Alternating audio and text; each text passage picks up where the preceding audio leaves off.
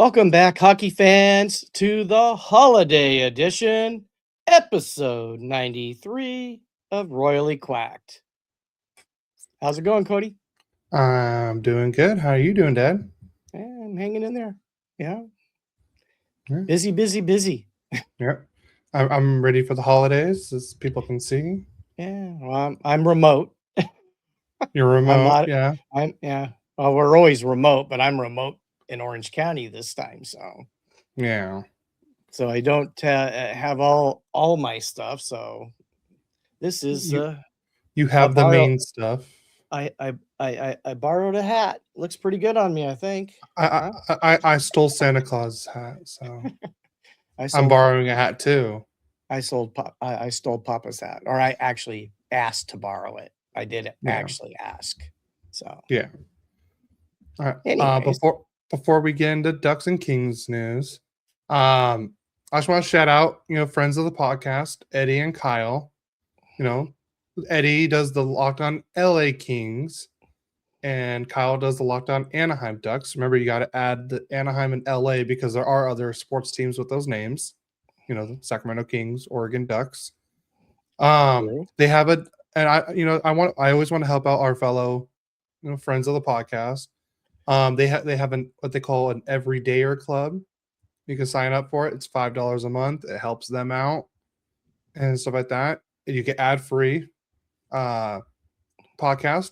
I signed up. I actually like it without ads because like I said, I have so many podcasts that kind of helps go a little faster when you're listening, so that we can get through more podcasts.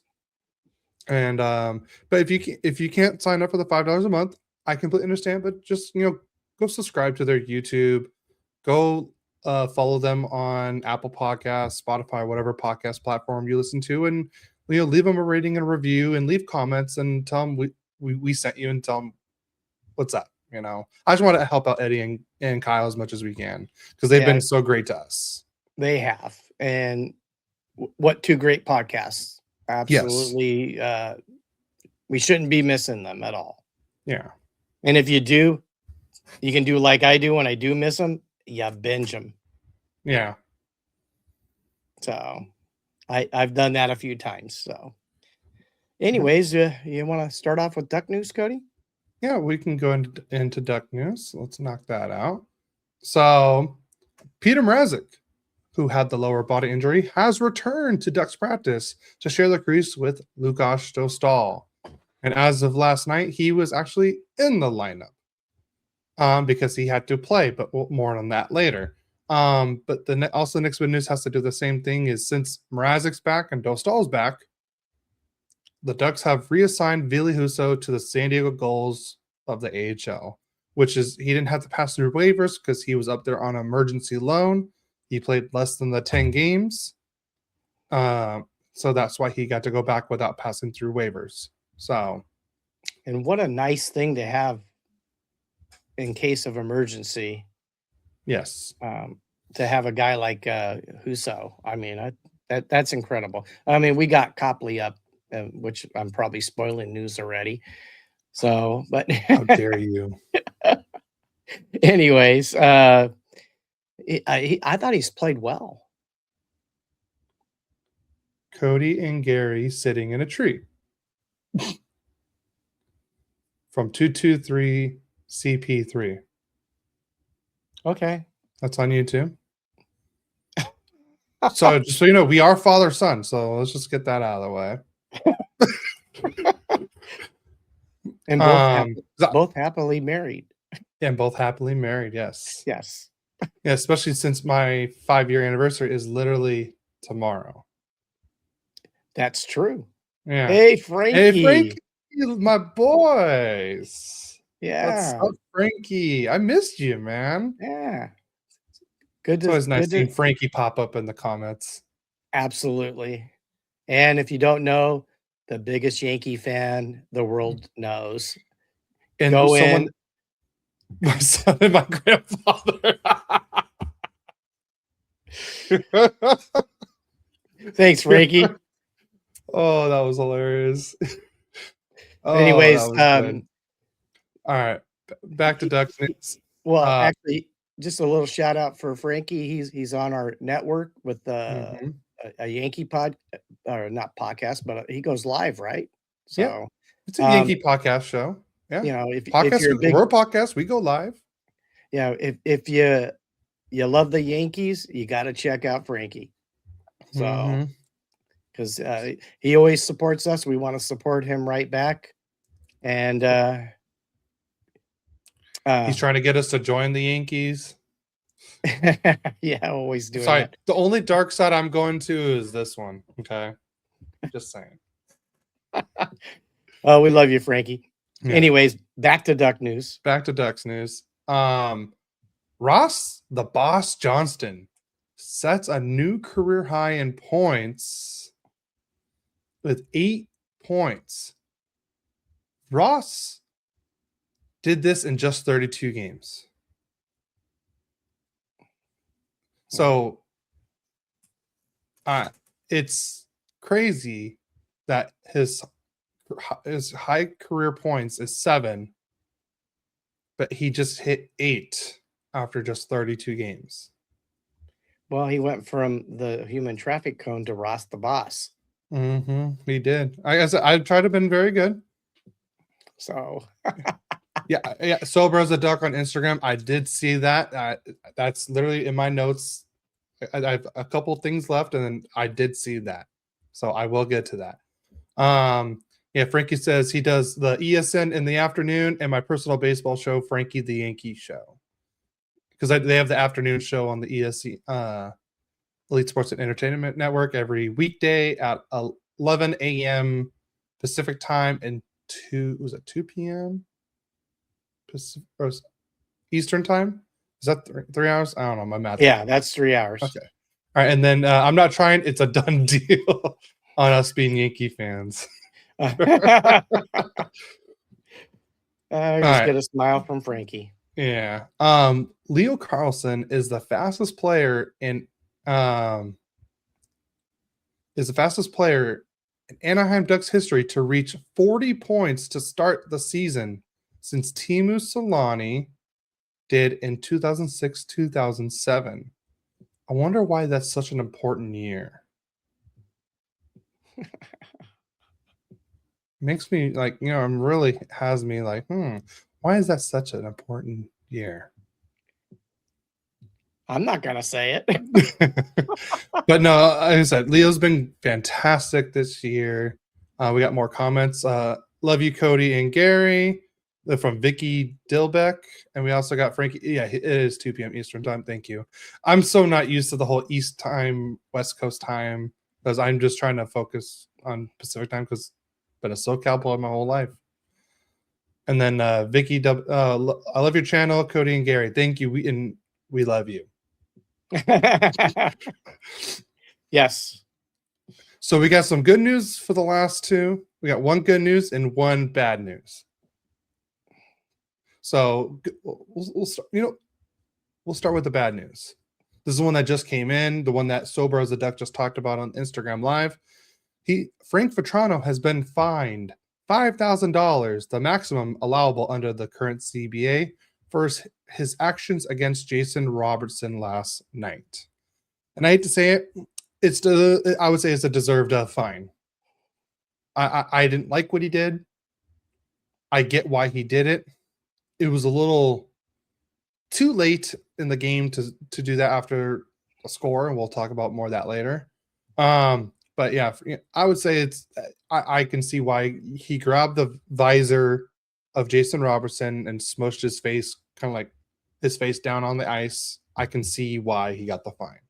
I'm not shocked. Let's just put it that way. And then let's end the Ducks news with some happy news.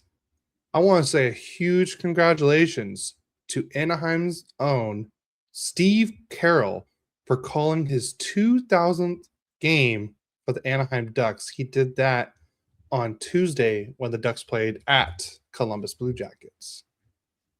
So congratulations to Steve Carroll. I've been listening to you for years. Let's just put it that way. It's been amazing listening to you. You're part of So many happy memories. Oh, there you go. Now you got your Santa Claus hat. I'm gonna go sparkly. You're gonna go sparkling. Yeah, Yeah, you do have a sparkling attitude. So personality. There you go. there we go. Yeah. Thank Grandma for that. Hey, thank you, Grandma. I don't know what's shinier, your head or the hat. I'm not sure either. Ooh, it's look at that. Ooh, sparkly.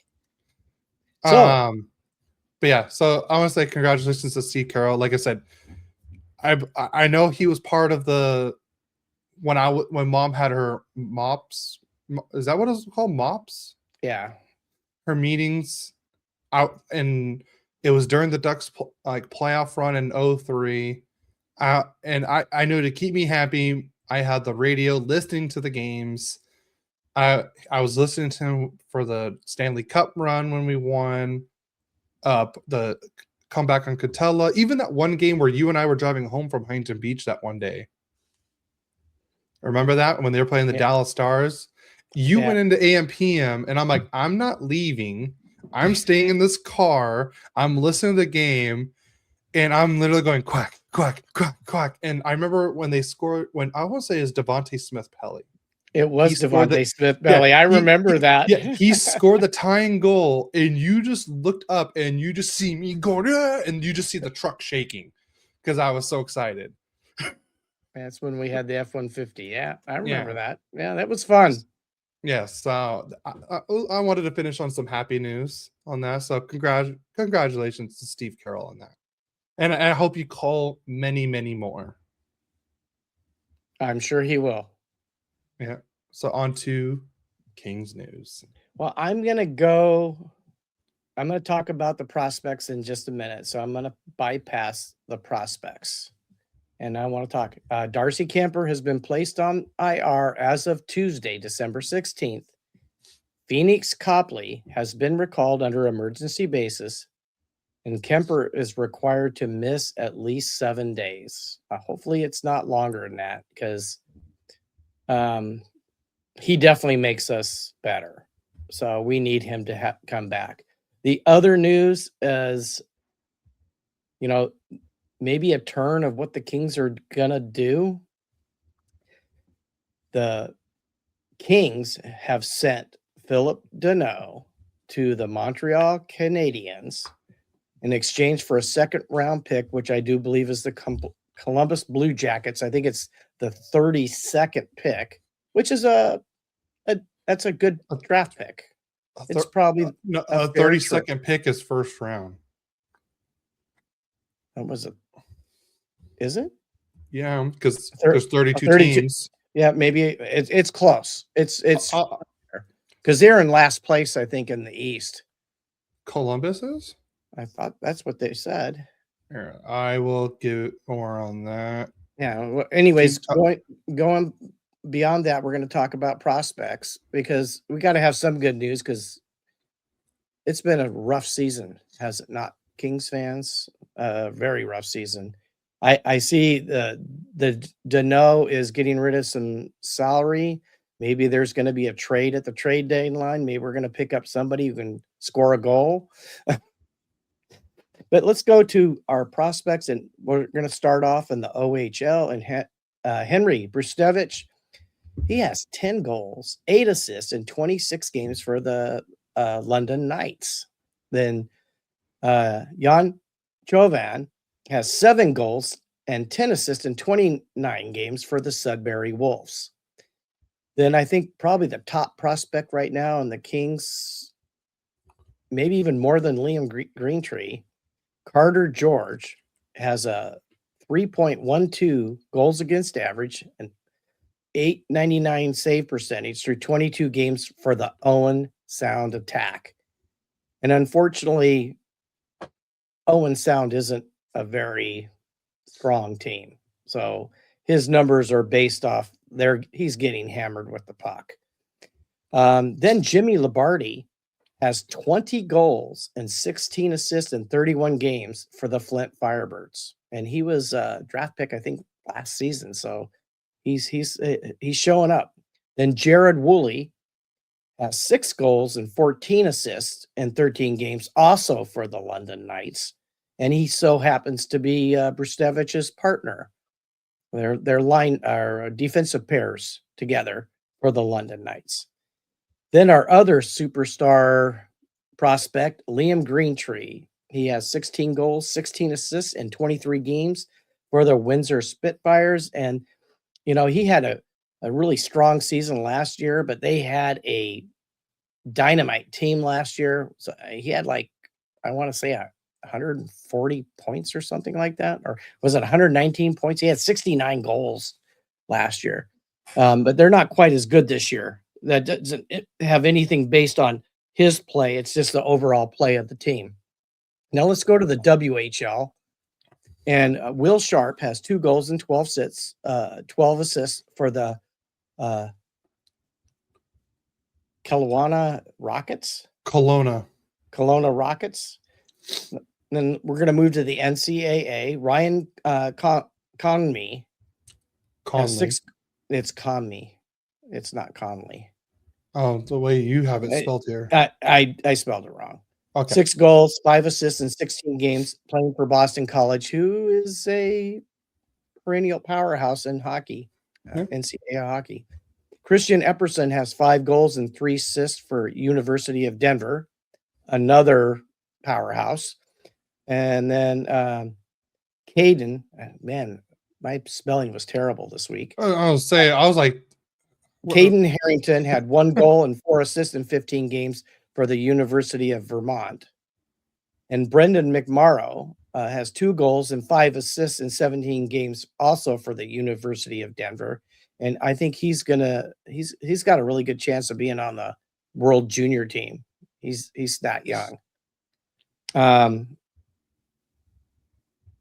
Then James Reeder, 4 goals, 19 assists in 19 games for the University of Denver. Also, God, we have a lot of guys on University of Denver.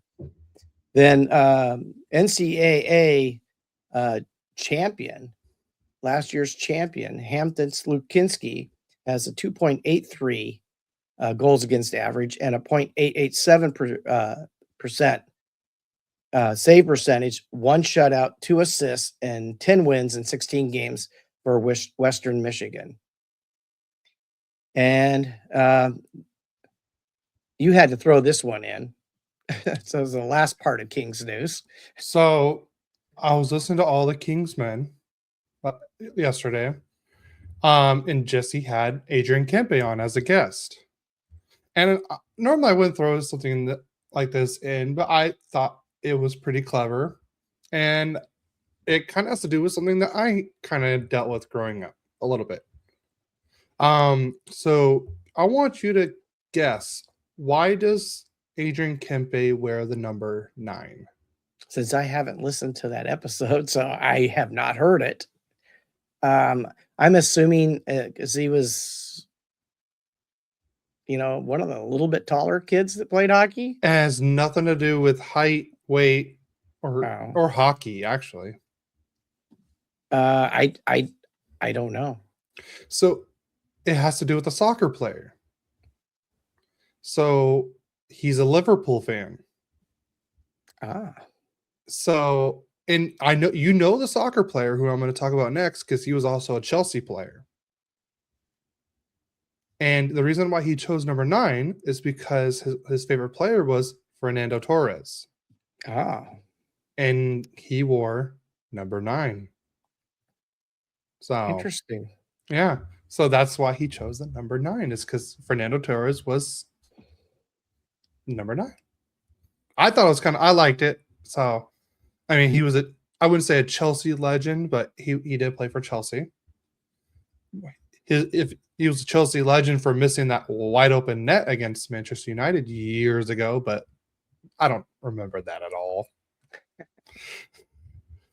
So, but all right, was that it for Kings News? That was it for Kings News. Before we get into league news, so someone has been listening to this podcast and hasn't been telling us, because on Mayor's Manor, he confirmed that the Kings and Ducks will play a color rush game on January 16th. Cool. So we're gonna see orange versus black at the crypto.com arena on January 16th. I think they should do it all the time. I agree. I 100% agree, because I hope they do it the next day, because I think our friends and me, Christina, and a couple friends, we're going to try and go to that January 17th game at the pond. I hope they do it there too. I would assume they're going to do that. So, and I feel like I kind of started this in a way, because didn't I not say this before the season was started that teams needed to do this more? You did. So I want credit. It's out on social media. I posted the clip. I know it's out there. So, and they, it all started with that Rangers Red Wings game, and then I think, was it last week or the week before, they did the Rangers and Blackhawks game. And I want to see this more. I mean, wouldn't it be so sweet to see Detroit versus Toronto? I mean, you can even do red and blue. Yeah, like Tampa Bay versus Florida would be a good one too. Yeah. I mean, like I said, all the California teams, every matchup's going to look fantastic. Orange, black, black, teal, teal, orange, fantastic. Yeah. I agree. I mean, you can do the Flames versus the Canucks, fantastic. Only, like Minnesota and Dallas, it wouldn't work that way. Yeah, too much green. Too much green. So, but I mean, you can do Dallas and Chicago, Dallas, and I mean the Blues. Maybe, I don't know if it's going to clash a little too much with the green and blue. Yeah, we'll have to. Yeah. But I just hope, if Winnipeg does make the playoffs, I hope they choose to wear their whites at home for the whiteout. It's such a great thing that they do that there, but they don't wear white in it. I don't understand that. So I'm happy that this is going to happen. It's going to look amazing on the ice, and the NHL's like, just wear whatever uniforms you want as long as they don't clash. Like, you can't do Ducks versus Flyers, orange versus orange. It wouldn't work, obviously. So, all right, on to actual league news. You want to go first, or you want me to go first? I don't care. All right. As been rumored, the Pittsburgh Penguins are being sold to a Chicago-based investment group led by David Hoffman for, they were saying, between $1.7 and $1.8 billion, and that was per Pierre LeBrun. The team was under ownership of the Fenway Sports Group, who actually owns Liverpool. So, little callback there. And they own the Penguins since late 2021. Fenway Sports Group also owns multiple franchises like Liverpool. I know they own somebody else. I just can't think of it at the top of my head. They bought the Penguins for $900 million in 2021, and they pretty much doubled their investment in less than 5 years. That's pretty good. Yeah. So, on to the next bit news. The Canucks have signed forward Max Sasson. Yeah. To a 2-year deal worth $1 million AAV. Yep. The Philadelphia Flyers have announced Tyson Forrester underwent successful arm surgery on Monday and is expected to be out for 5 months. Wow. So Nick Saban and Joe Agresti have joined the Preds ownership group via Dream Sports Ventures LLC with a minority stake in the franchise. Nick Saban is a Predator. A Nashville Predator. Okay, let's put it out there. Yeah, I did mess with one of my buddies at work because he's a big football person. And I just texted him, and all I said was, Nick Saban is a Predator. And he's like, what? And I was like, yeah, he's a Predator. And then he's like, I haven't seen anything. And then I sent him the picture of the Nashville Predators Instagram page and announcing it. So I thought it was a little fun to have Next bit of news is the Sabres defenseman Connor Timmins has a broken leg and is out 6 to 8 weeks. And we do have another trade. The Kraken have traded forward Mason Marchment, who they got him from Dallas at the end of last year, right? Before the season. In the offseason. Yeah, in the offseason. Yeah. They traded him to the Blue Jackets for a second-round pick and a fourth-round pick. The second-round pick is Minnesota's, and the fourth-round pick is the New York Rangers. I'm kind of like a little shocked about this. I knew Marchment was probably on the trade block. I didn't think Columbus was the team that he was going to go back to, or going to go to. But so if you guys don't know, there is a thing what they call there's a roster freeze at this point. So no players can be traded, signed, loaned, waived. I believe it's from, I want to say 9 o'clock Eastern, or sorry, it was 9 o'clock Pacific time last night till December 28th. So no move. Deals can be made, but nothing can be finalized until December 28th. So like if GMs want to talk on Christmas Day about, hey, I'll give you this guy for this guy and 2 picks, they can talk, but no trades can be made during those times. They can't be finalized. Yes, they have to wait till the roster freeze ends on December 28th. Okay. So on to games. So by the way, the Philip Deneault trade, it is the Columbus Blue Jackets pick, like we said. If the standings ended today, it would be the 40th pick. Still not bad. Still not bad. That just means, I would say in that range, you're still getting like a fringe first rounder. Yeah. So, yeah, I would say a good deal. We got to do a shout out here. Papa says, you look great in Santa hats. Merry Christmas. Yeah, Merry Christmas. Thanks, Papa. Oh, thank you. Thanks, Grandma. Thanks, I like Grandma. This one. I have a snapback one. Oh, it's cool. Yeah, this one fits good. Well, I have a big head, remember? Yeah, I remember. Even though my hats fit you perfectly, so. Oh, I don't claim to have a big head. Yeah, but you say I do. Okay. All right. Ready to get into recaps? Sure. All right, I'll start. Okay. So the Ducks played as we were streaming last week. So the Ducks were playing against the New Jersey Devils in New Jersey, and for a 9:30 a.m. Pacific Standard Time start. So here's the game.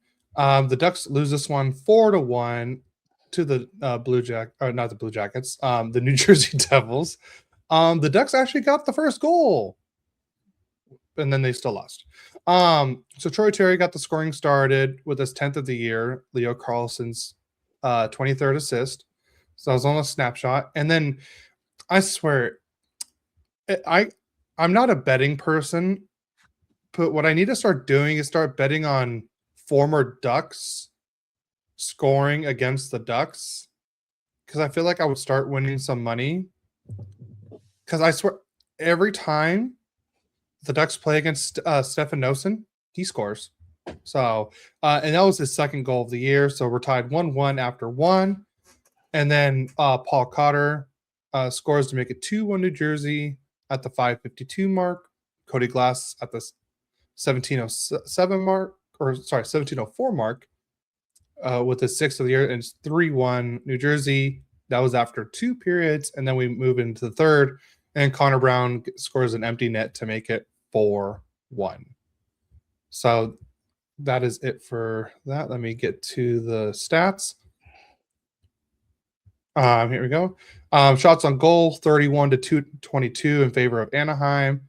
Ducks suck in faceoffs, 62.7 to 37.3. Power play, each team was did not score a power play goal. The Ducks were 0 for 3. New Jersey was 0 for 2. Hits, each team had 17. And this was Lukas Dostal's first game back in goal since the injury. He had 18 saves on 21 shots, and Jake Allen had 30 saves on 31 shots. Wow. Jake Allen played very well in this game. So I wish there was more from the Ducks in this game, but it just wasn't their day. So I think the early start time really ruined them. That's my excuse. Okay. So on to your game. Did you give the 3 stars or did you Oh, care? the 3 stars. There's gonna be no Ducks on it. Let me scroll down real quick. 3 stars. You had Lamico was the number 2 star, or sorry, 3 star with 2 assists. Stefan Nason was the number 2 star with the 1 goal, and Jake Allen was the number 1 star with the 1 goal against average and a 968 save percentage. Wow. Yeah. So we're going to go on to play at home against the Calgary Flames. And it started off pretty decent. Adrian Kempe got his 11th from Teemu-era's 7th, and Edmondson his 11th on a slap shot at the 11:10 mark. And after 1 period, the Kings were up 1-0. But once again, in the second period, the Kings give up a short-handed goal. They score a lot, but they give up a lot. Blake Coleman got his 9th unassisted on a snapshot at the 6:41 mark. So after 2 periods, it's a 1-1 game. We go to overtime. It did not take too long, but Morgan Frost got his 8th from Huberdeau, his 10th on a tip-in at the 1:06 mark, and Calgary beats the Kings in overtime 1-0. Now we go to the stats. First of all, on the shots, we got outshot 38-22.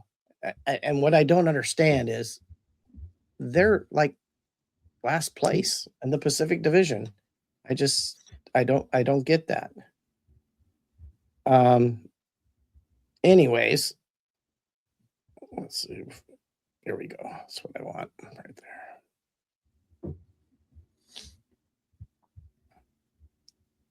Well, actually, I don't have it. But anyways, you got it up there. What are you looking for?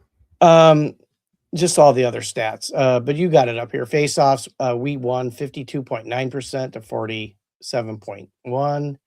We were 0 for 2 on the power play. They were 0 for 4. But we were more like 0 for 3 because we gave up a shorthanded goal. And without that, we wouldn't have lost. We had 13 hits to their 12. Kemper had 36 of 38 saves. Dustin Wolf, 21 of 22. And I don't have my second screen, so What else do you need? I was going to look at the 3 stars. All right, I have the 3 stars right here. The number 3 star was Dustin Wolf with not even a 1 goals against average. He had a 0.98, a save percentage of a 955 for the number 3. Darcy Kuemper was the number 2 star with a goals against average of 1.96 and a save percentage of 947. And Morgan Frost was the number 1 star with the game-winning goal, pretty much. I can do your 3 stars if you need me to. Okay.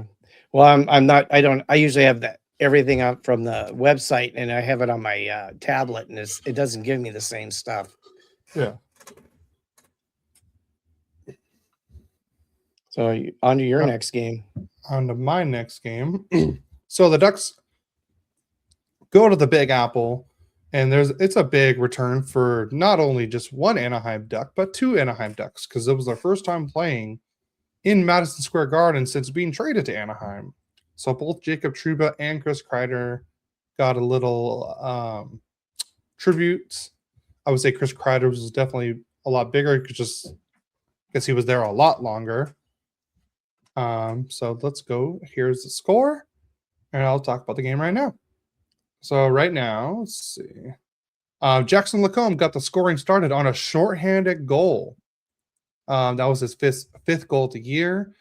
Paling and Trouba with assists. That was Paling 7th of assist and Trouba's 10th assist.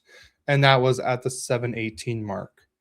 And then at the 16:18 mark, Matthew Robertson scored his second goal of the year. I would say I was almost right on predicting a shutout this game, because the reason why this was a goal, it was a very, I would say, a weird play, I would say. I'm going to try and see if I can pull it up.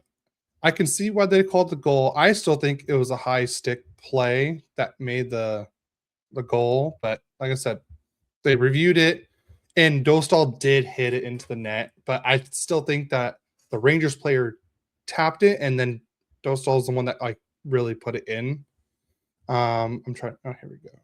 Let me see if I can share the screen real quick so I can pull this up.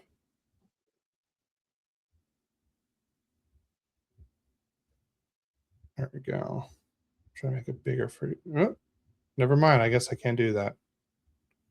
Hopefully I don't have to show an ad again.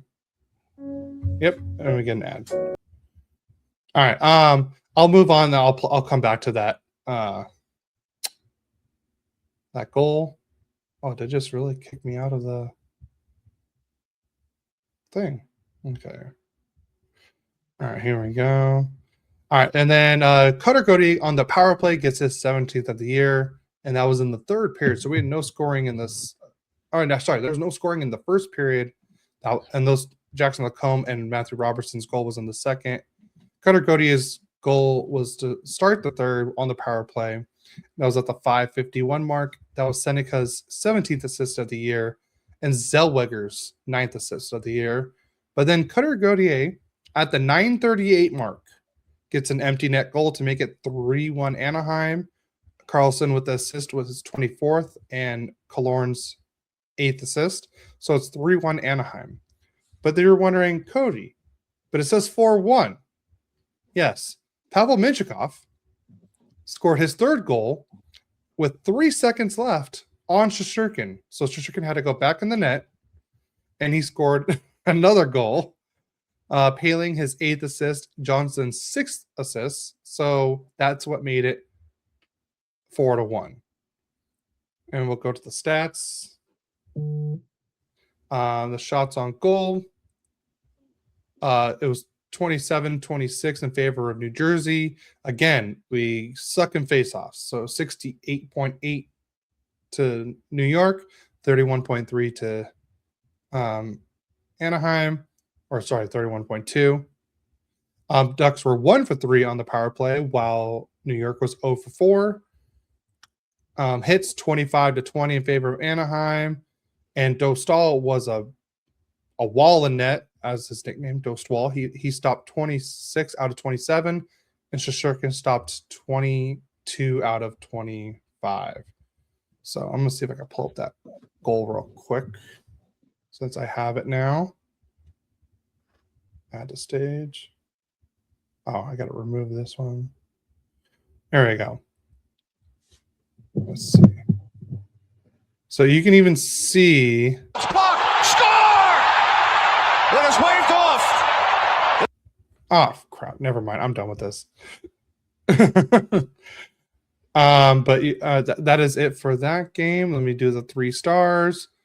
Shesterkin was the number 3 star for giving up 3 goals and had an 880 save percentage, which I think that's weird.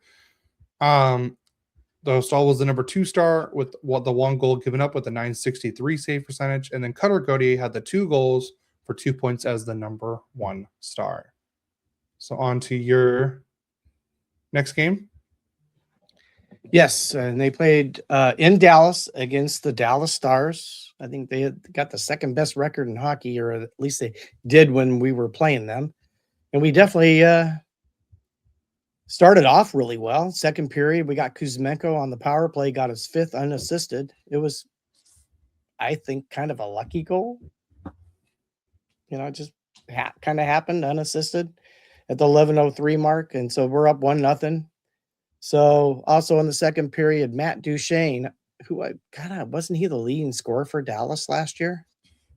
Yeah, he was. And he only got his second goal from Ratton his 30th assist. And he was hurt most of this year. Okay, so that explains it. And Wyatt Johnson got his 22nd assist, tied the game 1-1 on a snapshot. And that was how the second period ended 1-1. Third period was all stars. Oscar Bach got his second from Faksa, first. Radek Faksa. And Blackwell is fifth on a tip-in to give Dallas a 2-1 lead. Then Rantanen got his 14th from Harley his 10th on a snapshot at the 16:11 mark to make it 3-1. And Wyatt Johnson finished it off with an empty netter, his 17th from Duchene his second at the 19:28 mark. And the final score is 4-1. Funny thing is the Kings outshot Dallas 28-26. I sometimes I just don't get how that happens. And then as far as the stats go, the faceoffs were 50-50. Kings were 1 for 3 on the power play.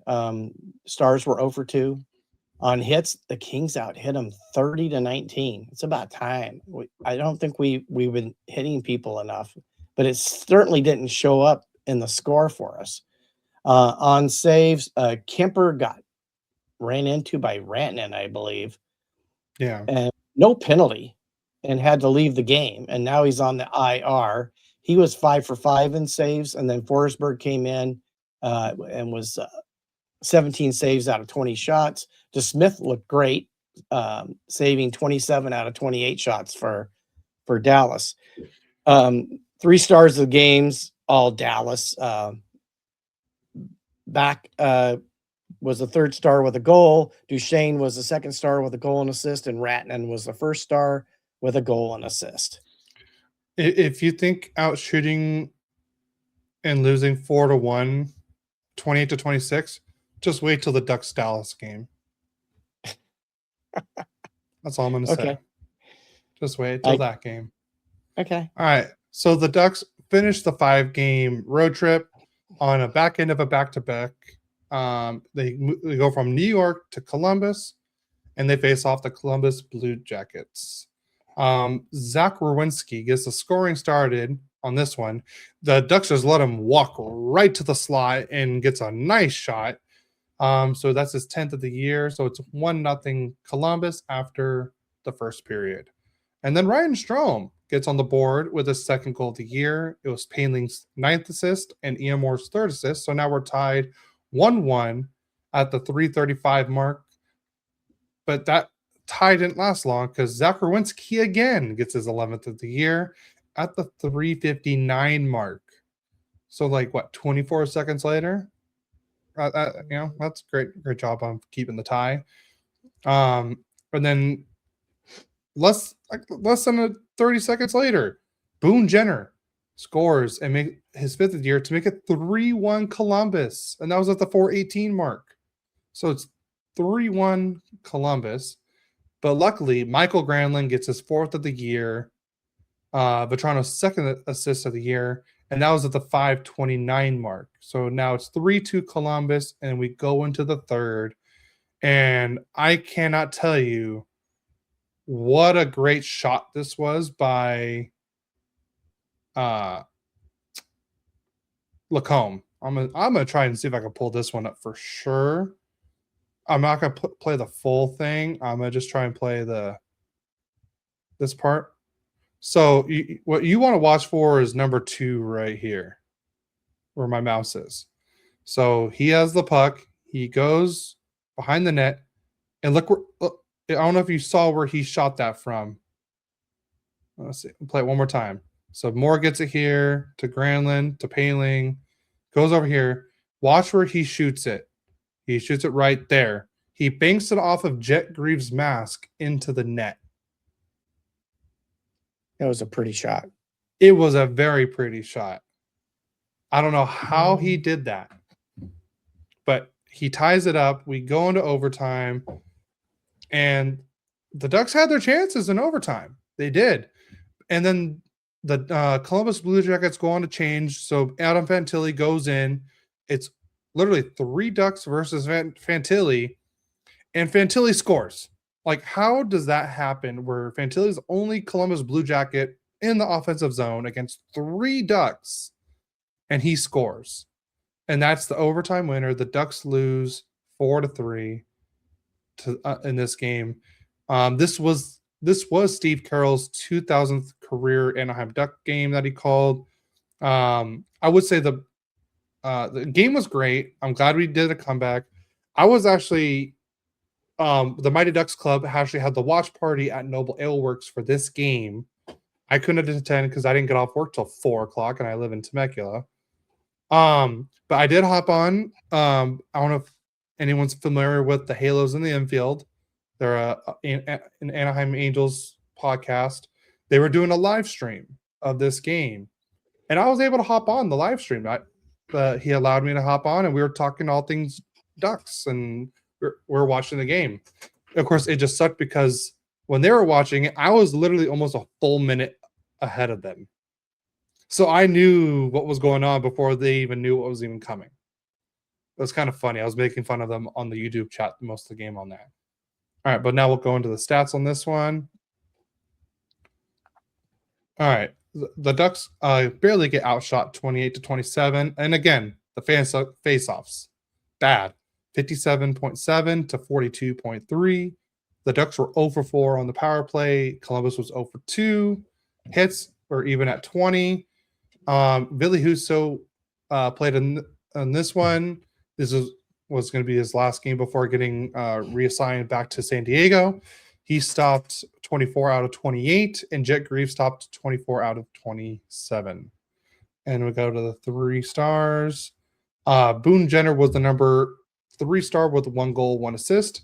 Fantilli was the new number 2 star with the game-winning goal, and Zach Werenski was the number 1 with 2 goals, 1 assist for 3 points. And then you want to talk about your next one? Yeah. Florida, yes. Once again, we start off okay. We get the first goal. And what I don't get, just to be honest with you, Kings fans, Joel Armia, who is supposed to be a defensive player for us, gets his 8th goal on the power play from Clark, his 10th, and LaFerrier, his 8th, at the 13:39 mark to put the Kings up 1-0. He has twice as many goals as our number 2 center does. Does that bother anybody else? It bothers me. Well, I know it bothers me, and I'm just, oh my God, it's like we get lucky to score a goal is really what's happening. It's just so sad, and frustrating for Kings fans. I know I got a guy that I work with that's a big Kings fan, and he's frustrated like I am, maybe even more so. Anyways, so after one period, the Kings are up 1-0, but in the second period, at the 2:14 mark, Anton Lundell gets his 11th from Ekblad, his 10th, and Samakovic his 13th to tie the game on a tip-in. Then, just 5 minutes later, Carter Verhaeghe gets his 11th from Petrie, his 7th, and Marchand his 17th on a wrist shot, and Florida is up 2-1 going into the third period. Then Sam Bennett in the third period, 10 seconds in, gets his 11th from Marchand, his 18th on a deflection, puts him up 3-1. Then I don't know if anybody saw, the third, towards the end of the third period, Fiala got his 12th unassisted on a deflection. And I mean, you talk about a generous deflection. It's like, I think it like hit him in like the leg and just flew right by the goalie. I mean, there was no intention to shoot it or anything, but he got a goal. So we got a lucky goal for our second goal and end up losing this game 3-2. We were even on shots, 29 apiece.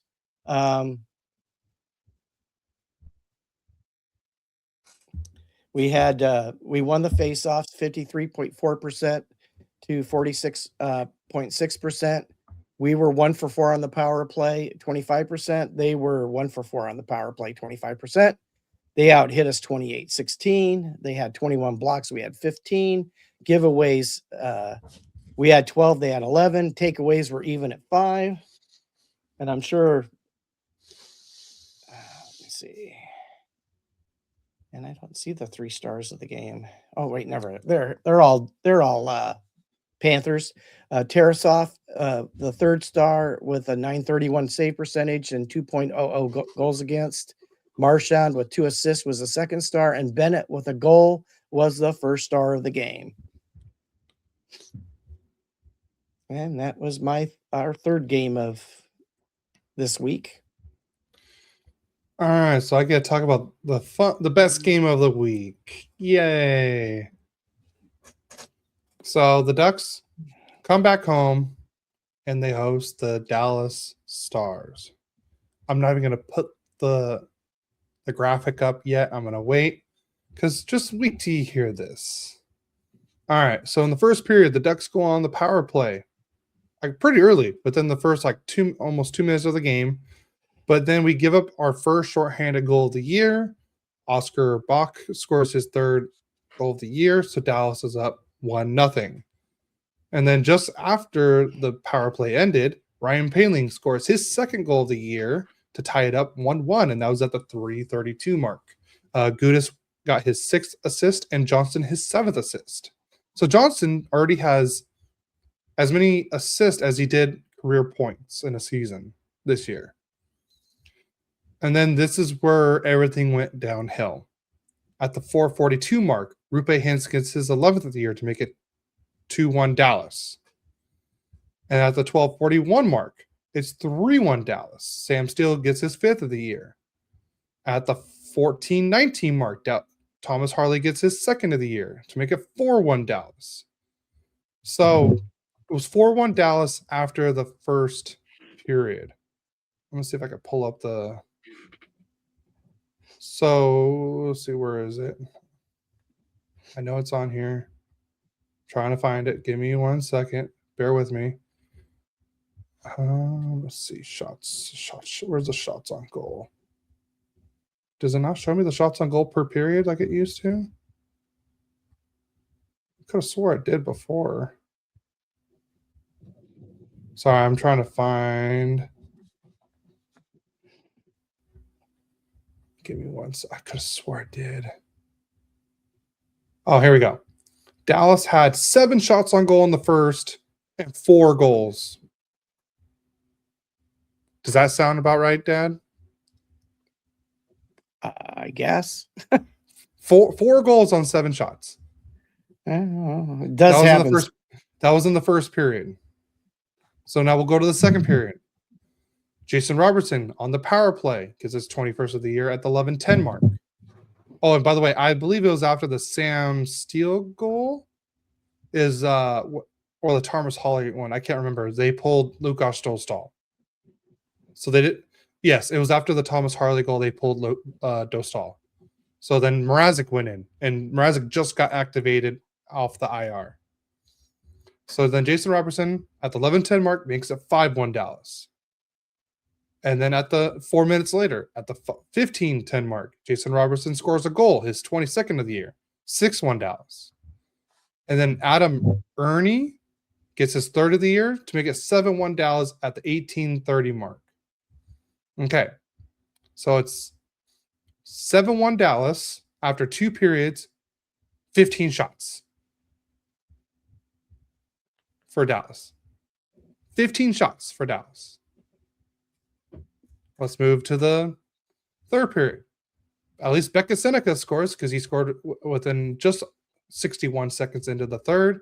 Gets his 11th of the year. McTavish his 14th assist and Kreider's 9th assist to make it 7-2 Dallas. And then to make it 8-2 Dallas, Ilya Lyubushkin gets his 1st goal of the year. And that was just 41 seconds later after Beckett just scored. And then Michael Granlund at the 14:22 mark makes it 8-3 Dallas. And that was Granlund's 5th goal of the year, Lacomb's 15th assist, and Troy Terry's 25th assist.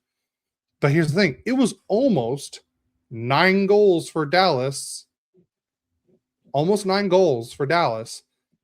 But one of them got called back because the puck never crossed the line. So I believe it was a Mikko Rantanen power play goal or shot. And it looked like it went in, but the puck never went in, thank God. So the Ducks lose this one 8-3. The Ducks had 25 shots. The Dallas had 25 shots. So we each had the same amount of shots, but we just got killed in goals. Face-off percentage. Here, let me put this up now, finally, since I didn't want everyone to, cry from seeing that. Face-off percentage, 53.7 to 46.3. Penalty minutes 18-8 because Vatrano got the misconduct, which he 100% deserved. Hits, we out-hit them 22-8. 22-8. Block shots 21-13. Dallas had 21. Not a very great game. And in the 2 games against Dallas so far, we won the first one 7-5, and we lost this one 8-3. In 2 games against Dallas, we've given up 15 goals. We can't be giving up goals like this. It's not good. Like I said, Dostal got pulled early. I would say around halfway through the first period. He stopped 3 shots on 7 shots on goal. Mrazek finished the game.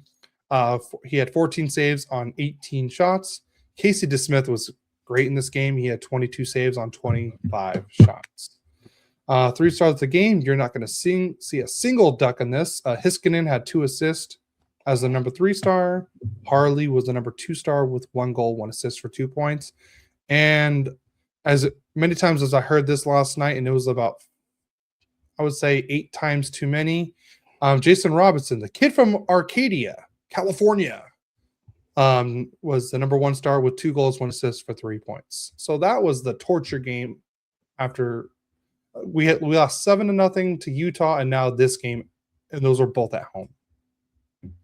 And as Elliot Friedman says, if you're going to lose bad on the road. Don't do it at home. And the Ducks have done it twice at home this year.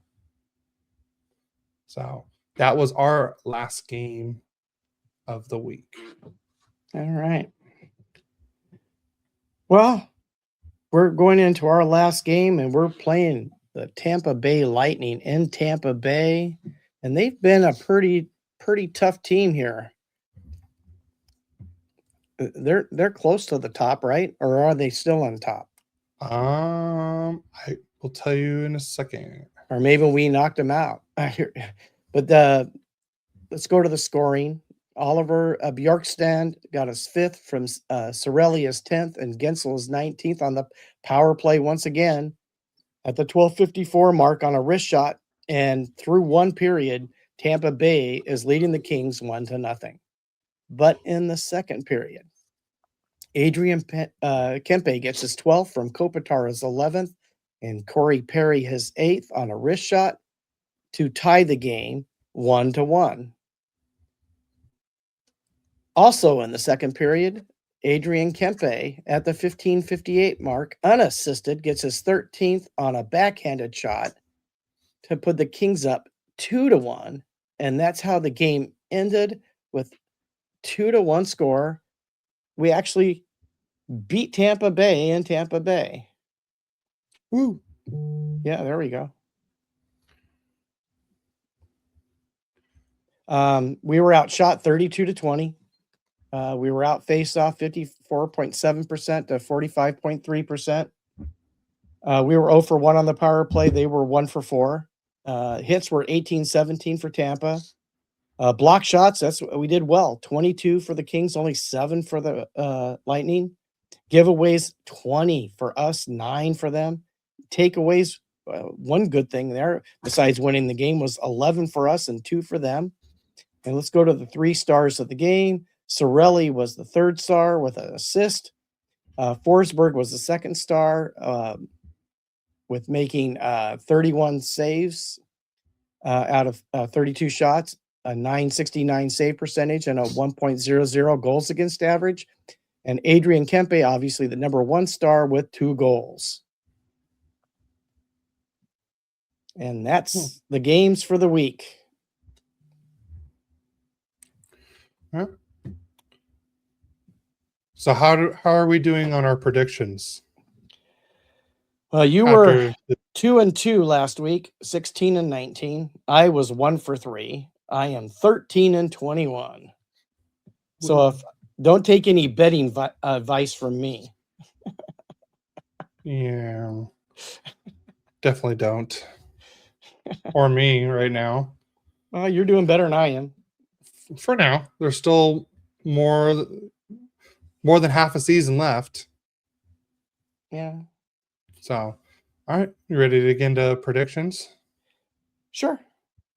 All right, so I'll start. Okay. So I'm gonna fill this out as I'm going. So the Ducks will play on another second game of a back-to-back against the Columbus Blue Jackets in the same week. I just find that crazy. How you play a team twice in less than a week, and both times you're on the second game of a back-to-back. But I'm predicting, so the Ducks will play the Blue Jackets tonight at the Pond. I'm saying revenge game. I'm saying a 5-2 win. Dostal's going to come back strong in this game, since I know he started last night, but I think since Mrazek played majority of the game, I think Dostal will get the start. So I think Dostal will come back strong.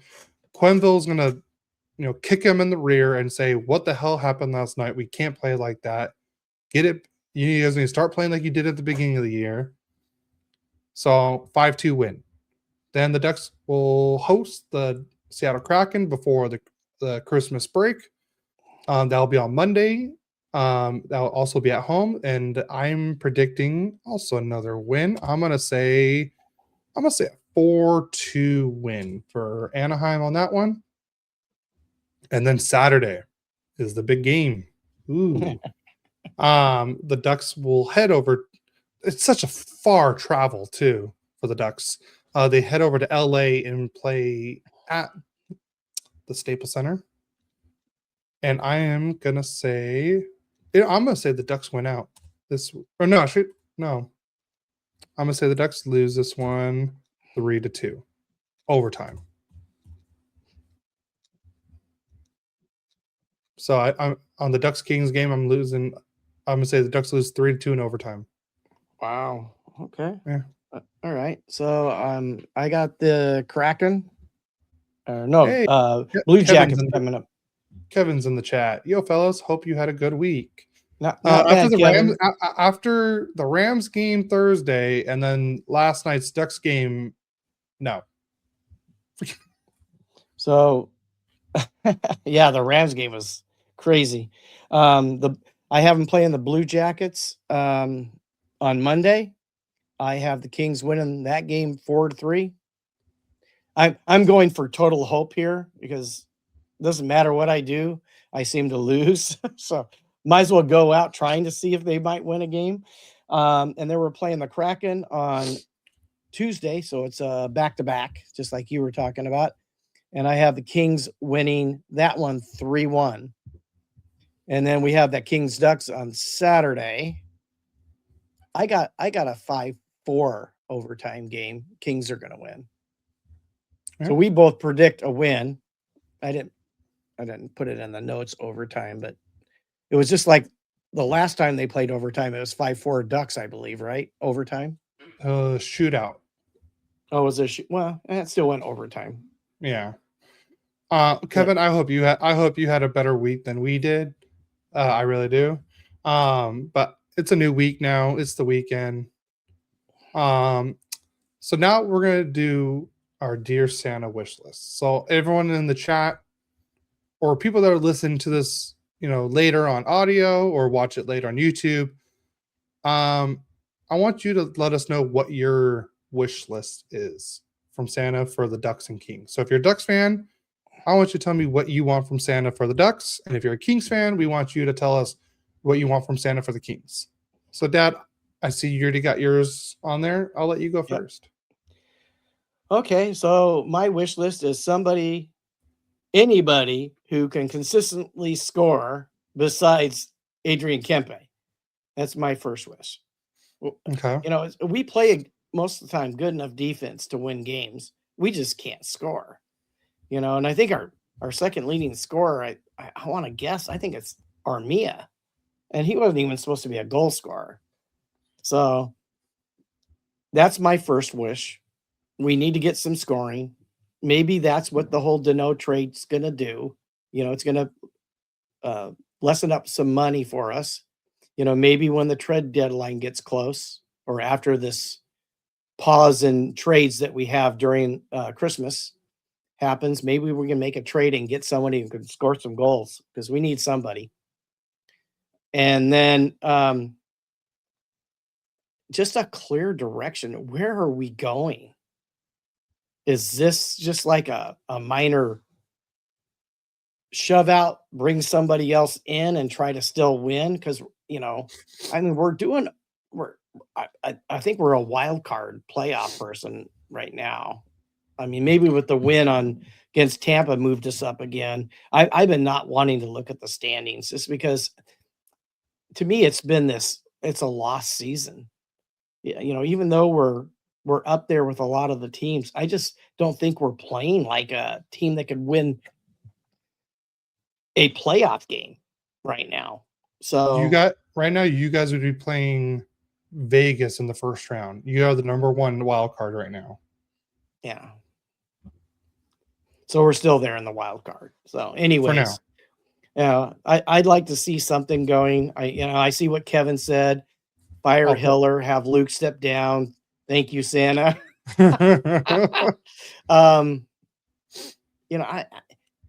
Hiller, I'm not sure about Luke, but then again, he's responsible for the whole team, right? Because he's the president. So we'll see what happens with that. I think we need to get rid of Hiller, bring in somebody who can do something, make Kevin us has competitive. a question. Can you imagine this Kings team winning 4 out of 7 against a playoff team? No. Honestly, no. We're not consistent at all. And one is you have to score to win. Yeah. I mean, basically the most goals we scored this last week was what? 2? Let me look. No, I take it back. 3. Yeah, 3 was the most we scored, I think. Let's see. What does it say? No, 2 against the Panthers. You had 2. No, the most you scored was 2 this week.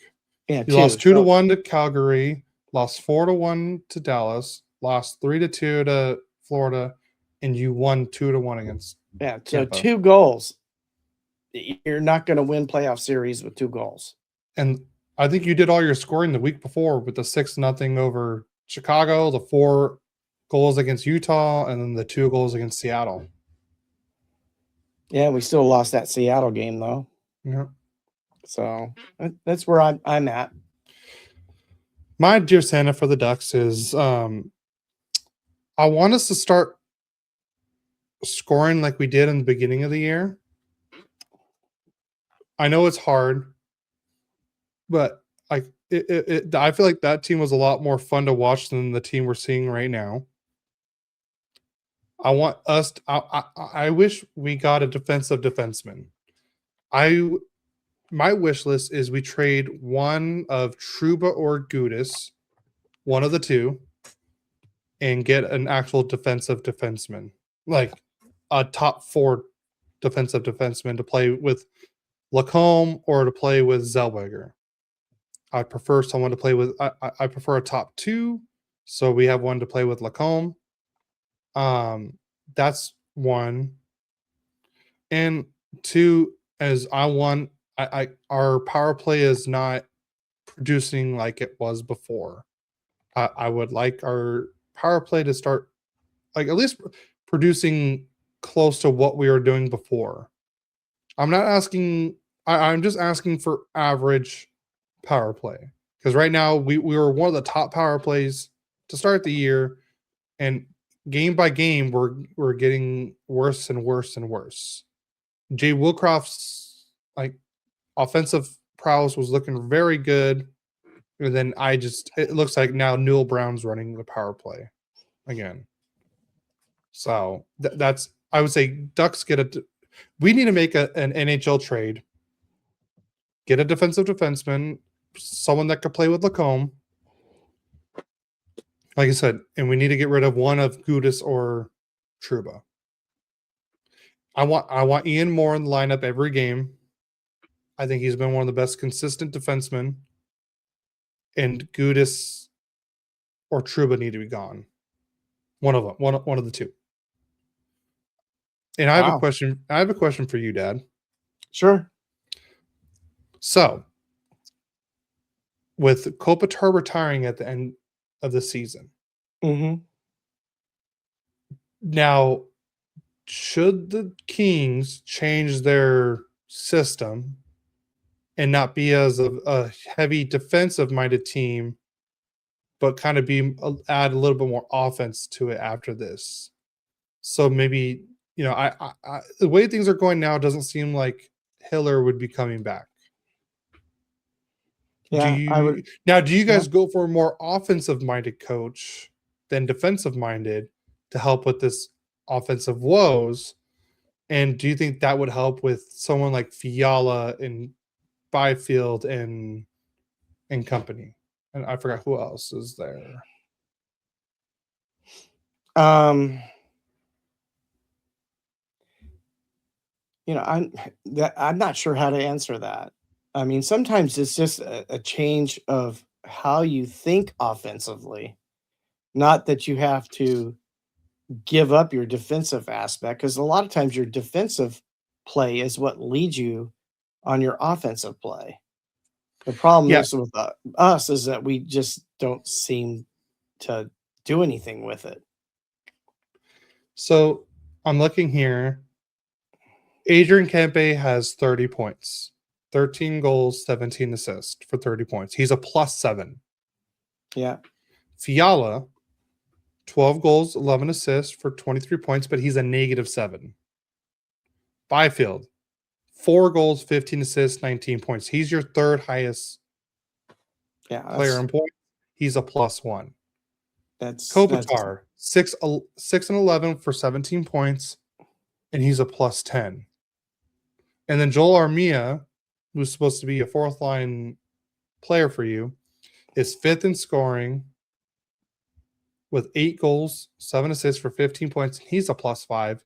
And then your other supposable fourth line player, Corey Perry, old man Perry, who's 40 years old, 7 goals, 8 assists for 15 points, and he's a +4. So Kuzmenko is 12th. He has 9 points. Fogle, 6 points. Turcotte, 6 points. Like, I feel like the Kings need, and here's what Kevin said. I think it's hard to create a more offensive Kings team with what we've done to the blue line. I wouldn't necessarily say that's true because Brant Clark's he's an offensive defenseman. We all know Doughty could be. Dumoulin is not a bad defenseman, and CC, I'm not as familiar with his game. And Anderson is someone that you could easily he could be the more defensive minded person for the offensive guy. Like, he could be the Devon Taves to Cale Makar. Like right now with Quinn Hughes and Faber. Quinn Hughes is the offensive person, and Faber's going to be the more defensive minded. Right. Like, I think the Kings need more of that. Like, that's what I'm saying with the Ducks. We have the offensive guys on defense. Now we need the defensive guys on defense. That's what we need more. Like, you have Brant Clark, and I think he's going to be a fantastic offensive defenseman for you. but he should not be your 8th leading point scorer. Armia and Perry should not be number 5 and 6. And your supposed number 1 center next year only has 4 goals and 15 points. Or 15 assists for 19 points. I feel like the Kings system needs to change, do a complete 180. Seems like you guys are great on the defensive game. And if you move to a more offensive system, you still have all the players that know the defensive part of the game, which they're good at. But maybe they'd be better offensively. Yeah. A change of coaching philosophy, ways to maximize the offensive talent that we have, because we so much are fired up to play defense that I think we give up a lot of our offense. And it's going to make me wonder, because right now, if you had to ask me, Byfield's a bust. I mean, it's the second year in a row. What? I'm like, you heard it here first on Royally Quacked. He might go by like he did last year in the second half and have a great second half. But if he's going to be that number 2 pick they expected him to be, he's got to have a better first half if he's going to keep having these good second halves. And is it because he's playing so much defense that his offense is lacking? So I don't know. It's interesting. I like to hear what other people have to say about it. Yeah. I mean, you look at Leo Carlson, he's younger than Byfield is. Yeah. And look at him. He's got 40 points. Byfield's got, what'd you say, 19? 19. He's got 21 more points. Let's see. I'm going to pull up this. Yeah. I saw what Kevin he's now looking like he's regressed. Yeah. So Carlson has 41 points, 17 goals, 24 assists, and he's also a plus 10. And Carlson's playing on both power play and penalty kill as well. He has 3 power play goals and 2 shorthanded goals. Yeah.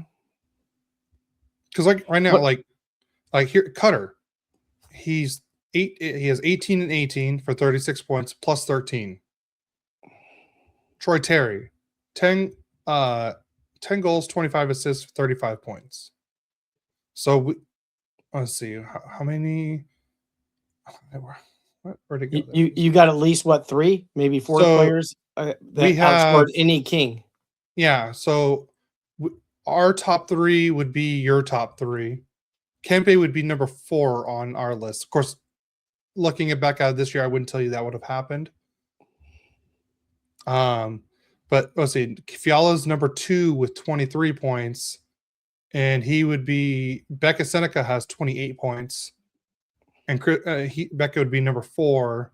Kreider is number 5 with 22 points, because it drops after 23 points, and then Quentin Byfield's 19 points.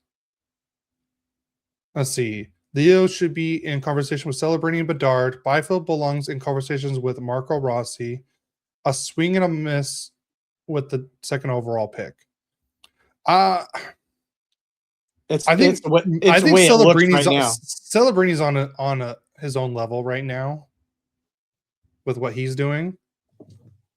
So, like I said, there would be, let's see, 1, 2, 3, 4, 5, 6, 7 Ducks over 20 points. And 2 of them one of them is a defenseman. And you guys have just 2 players that are over 20 points. I mean, Byfield's 1 point away from having 20 points. So I feel like the Kings need to go to an offensive-minded coaching system. Get rid of all the coaching staff. Let the new coach, like pretty much what the Ducks just did this year. You put in Quenville, you let him get his people, you let them do their system, and see how it goes from there.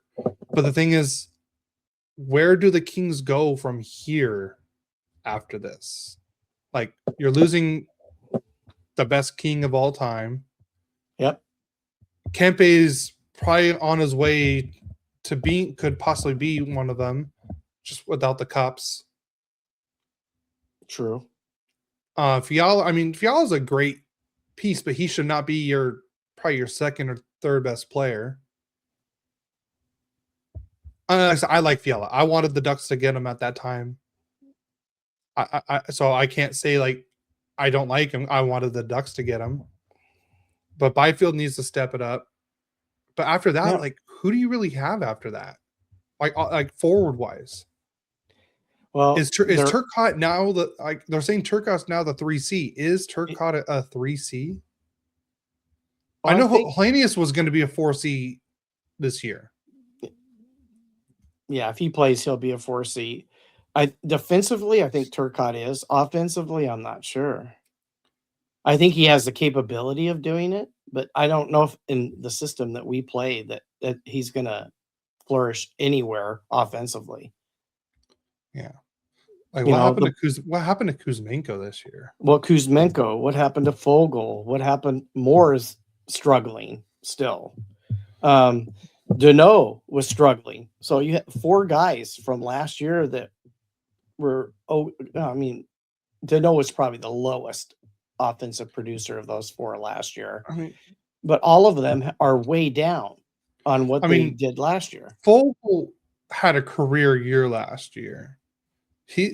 Other than that, I would say on a full year, he had 15 points, 30 points, 20 points, 26 points, 28 points. Yeah, the last year in Edmonton, he had 41. Last year, he had 46 with the Kings in his first year. And right now, in 26 games, he has 6 points. So, yes, it's down, but it's almost about what he's been averaging. But then again, nobody on the team is scoring. Well, and he's been on scoring teams. He was with Edmonton, 26, 28, 41. Carolina, they're not as much they're more defensive minded, but they can score too. And he had 30 points and 20 points there in 15, 30, and 20. Yeah. Kevin just said that Moore needs to start scoring too. He's been one of our best players recently, and even he can't score. It seems like it's like an epidemic of a disease that the Kings have, that scoring just doesn't happen. So, I'm not watching any Kings games. Are they just not shooting? Are they just not getting the right shots on goal? Is the forward lines just not clicking? Like, what is it that you're seeing? Well, what I have seen is when they are clicking, especially like when Byfield's clicking, he seems to hit the post or the crossbar more than he hits the net. Yeah. He's had quite a few. I want to say at least 7. And 4 goals in this many games for a guy who's expected to play like he's supposed to is weak. And it's like he hasn't scored very much here lately, because he was close to a point a game at one time. So, anyways, I think I'm done with this. Let's see. Is this for this year? I'm kind of curious. Oh, that's not what I meant. I wanted post, not that. Is this it?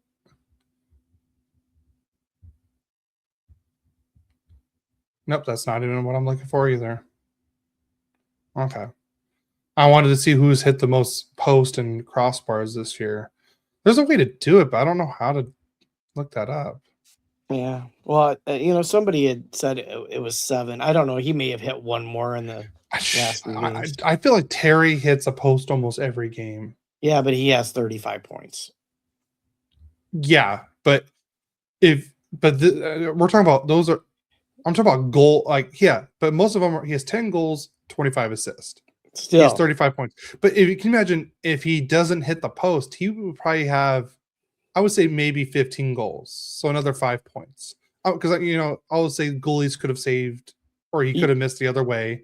Like in the Mighty Ducks movie, he's like, I missed scoring a goal from like just 2 inches this way. Then Charlie's like, well, if you hit 2 inches the other way, you miss the thing completely. So yeah. Well, at least he has 6 more goals than Byfield does. yeah. And Byfield's supposed to be the 2C or possibly the 1C. I mean, I think he's still growing and getting better at things, but offensively, he just doesn't seem to. He struggles in the first half of the season every season. Yeah. So that needs to change. Yep. That needs to change. Or what are we doing? Are we blowing it up and starting over? Maybe with like Kempe and a few. I don't know. Well, I hope you guys figure it out, because what the Ducks getting better. It hasn't looked like that as much lately. I wanted to see the California Gauntlet again. So I do miss where teams would come into California and they're like, oh crap, like they have 3 games in California, and they'd be lucky to walk away with like 1 or 2 points. Of course, for years they were walking away with at least 4 points for the longest time. But I remember, like, before the Ducks went on this downward, it was teams were lucky to walk away with 1 point at all against the Sharks, Ducks, and Kings. Yeah. And I want to see that again. I'd sure like to see some offense. So, but you ready to get out of here? Yeah, I'm ready to get out of here. I know Kevin just said that even with the issues, I think they're a good coach and a working power play away from so much better. I love your positivity. I unfortunately right now just don't have that. Because it doesn't seem like they're going to make that coaching change. Yeah. And I think people are starting to stammer for it. So we'll see what happens. But I am ready to get out of here. We want to wish all of you a very Merry Christmas. And Happy Holidays. And we will see you see you and talk to you in a couple days after Christmas. So, everyone, please don't forget to like, subscribe to our channel, hit the like button, please. We appreciate it. Remember, you can follow us on all social media at Royally Quacked. Also, we're on all podcast platforms, so please hit the download button, share it with your friends. Everyone's doing holiday travels, and hey, download it and you can listen to it on the plane or on the car ride and enjoy hearing us complain about our Ducks and Kings and and stuff like that. So what was I gonna say? Please also leave a review and a rating if you like us. I will read the reviews on the live stream when we get one. So like I said, if you have any Christmas wishes, please, if you're watching on YouTube, put it in the comments. If you're listening on Spotify, you can put it in the comments there. If you're listening on Apple Podcasts, come over to Instagram and you can DM me what you want there. Or since we just started this new thing, you can now text us. Here's the number right here on the screen. Text us what you want from Santa for the Ducks and or Kings. We had one more. Even Kevin says Merry Christmas. Thanks, Kevin. Merry Christmas to you too. Yeah, Merry Christmas to you, Kevin. So you can text us here at this number. And if you have it anytime, questions, comments, hot takes, what you think the Ducks are going to do, what do you think the Kings should do? Tell us your thoughts. We want to hear from you. We really do. So, and let me also add, where's the QR code? And here's if you scan the QR code right here at the top, you can find all our social media stuff and podcast stuff right there. All the links are right there in that link tree. You go ahead and scan it, and you'll find us everywhere. I just haven't put the phone number in there yet because I just got the phone yesterday. So, but like I said, we want to hear from you guys. Let me know we want to hear what you guys think about the Ducks, and we also want to hear what you guys think about the Kings. So, and like I said, we wish all of you a very Merry Christmas and a Happy Holidays. And we will see you guys next week right before New Year's. So everyone, please travel safe. Eat as much food as you want, because that's what I'm going to be doing for Christmas and everything. Kiss your loved ones, hug everyone, because like I said, it's the holidays. It's time for family. Yep. And real quick, I do want to wish my wife an early happy birthday. It's tomorrow, and also our happy anniversary because it's also tomorrow. So yes, we did get married on my wife's birthday. So I just want to wish my wife a happy birthday and happy early anniversary. Yeah, we'll see you guys tomorrow. And we'll see you guys tomorrow. So, all right, we'll see you guys next week on Royally Quacked. And remember, let's go Ducks. Go Kings, go. Have a Merry Christmas, everyone.